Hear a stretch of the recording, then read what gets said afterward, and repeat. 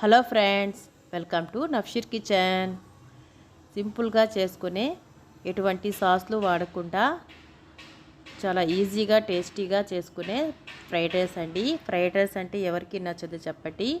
ఇలా సింపుల్గా కనుక మనం చేసిచ్చినట్లయితే పిల్లలకి స్నాక్స్ బాక్స్లో వేసిచ్చినట్లయితే స్నాక్స్ కానీ డిన్నర్ కానీ లంచ్ కానీ ఏ టైంలో చేసినా చాలా బాగుందని మరీ తినేసి వస్తారు. అంత బాగుంటుంది.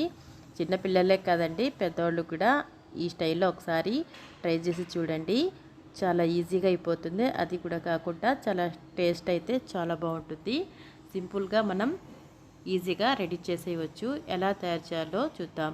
ముందుగా నేనైతే ఒక బాండిలీని కడాయి పెట్టేసి స్టవ్ మీద పెట్టేసి ఇంకా కడాయిలో ఒక 2 టేబుల్ స్పూన్ వరకు ఆయిల్ అనేది వేస్తున్నానండి. తర్వాత ఒక పెద్ద సైజు ఉల్లిపాయను ముక్కల్లాగా కట్ చేసేసి ఇందులో వేసి ఒక 2 నిమిషాల పాటు వేగనివ్వాలి. ఆనియన్స్ అనేవి మరి గోల్డెన్ కలర్ ఏమీ రావాల్సిన అవసరం అయితే లేదండి. తర్వాత క్యారెట్, క్యాప్సికమ్, పచ్చి బఠానీలు వేస్తున్నాను. మీకు నచ్చిన ఇంకా వెజిటేబుల్స్ కూడా ఇందులో యాడ్ చేసుకోవచ్చు. ఇవన్నీ ఉడకబెట్టలేదండి, పచ్చివే. వేసిన తర్వాత ఒకసారి బాగా కలిపేసి మూత పెట్టేయాలండి. లో ఫ్లేమ్లోనే మనం 5 మినిట్స్ పాటు దీన్ని మగ్గనిచ్చాలి. మగ్గనిచ్చిన తర్వాత మూత తీసి ఒకసారి కలిపిన తర్వాత ఇందులోని 1/2 టీ స్పూన్ వరకు సాల్ట్ అనేది యాడ్ చేసుకొని మూత పెట్టేసి కలుపుతూ మనం దీన్ని ఫ్రై చేసుకోవాలండి. ఈ వెజిటేబుల్స్కి ఉప్పు అనేది బాగా పడుతుంది. ఇలా చేయడం వల్ల ఒకసారి బాగా కలిపేసి ఇంకా మనం దీన్ని మూత పెట్టేసి ఫ్రై చేసుకోవాలి. అయితే అలాగే 7 మినిట్స్ వరకు కలుపుతూ మనం దీన్ని ఫ్రై చేసేసుకున్న తర్వాత చూసేసారు కదా, బాయిల్ అయితే బాగా అయిపోయింది. ఈ విధంగా ఒకసారి కలిపేసి ఇప్పుడు మధ్యలో మనము దీంట్లో కొన్ని ఐటమ్స్ అయితే వేయాల్సి వస్తుంది. దీనిలో మధ్యలో ఈ విధంగా రంధ్రం లాగా చేసేసి నేనైతే ఒక ఎగ్ అయితే తీసుకుంటున్నాను. మీకు కనుక ఎగ్ నచ్చకపోతే స్కిప్ చేసేయవచ్చండి. ఒక కోడిగుడ్డు అయితే తీసుకొని పగలగొట్టేసి ఇందులో వేస్తున్నాను. ఈ విధంగా వేసిన తర్వాత చిటికెడు సాల్ట్ని కూడా ఇందులో చల్లేసి మూత పెట్టేసి మరో 5 నిమిషాల పాటు లో ఫ్లేమ్లోనే మనం దీన్ని ఫ్రై చేసేసి చూసారు కదా, వీడియోలో చూపిన విధంగా కోడిగుడ్డుని మ్యాష్ చేసేయాలి. ఈ విధంగా చెంచాతో అన్ని వెజిటేబుల్స్కి పట్టే విధంగా మనం మ్యాష్ చేస్తూ కలుపుతూ దీన్ని ఫ్రై చేసేసుకోవాలి. చాలా సింపుల్గా అయిపోతుంది. టేస్ట్ కూడా చాలా బాగుంటుందండి. ఈ విధంగా కలిపిన తర్వాత ఇందులోని మనము కొన్ని స్పైసెస్ అయితే వేద్దాము. నేనైతే సోయా సాస్, చిల్లీ సాస్ ఏమీ వాడట్లేదు. చాలా సింపుల్గా చేస్తున్నాను. మీరు కూడా నా స్టైల్లో ఒకసారి ట్రై చేయండి.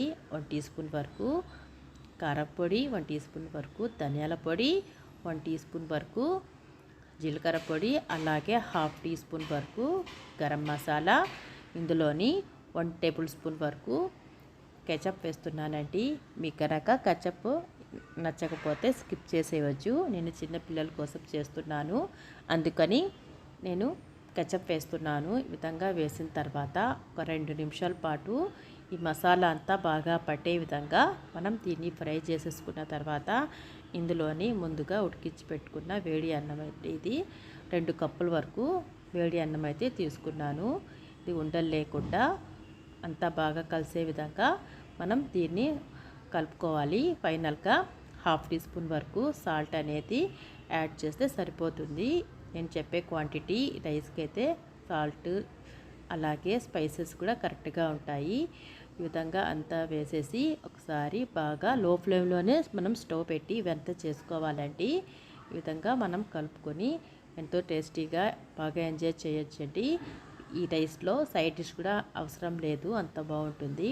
ఫ్రెండ్స్, నా వీడియో కనుక నచ్చినట్లయితే తప్పకుండా లైక్, షేర్, సబ్స్క్రైబ్ చేయండి. పక్కనే ఉన్న బెల్ ఐకాన్ని క్లిక్ చేసినట్లయితే నేను అప్లోడ్ చేసే కొత్త వీడియో నోటిఫికేషన్ ద్వారా చూడగలరు. చూసారు కదండి, ఎంత బాగా కలిసిపోయిందో రైస్. చాలా టేస్టీగా ఉంటే వేడి వేడి ఫ్రైడ్ రైస్ అయితే రెడీ అయిపోయింది. చూసారు కదా, ఇంకెందుకు ఆలస్యం, మీరు కూడా ట్రై చేసి మీకు ఎలా కుదిరిందో కామెంట్ ద్వారా తెలియజేయండి. ఈ వీడియో చూసినందుకు థ్యాంక్ యూ.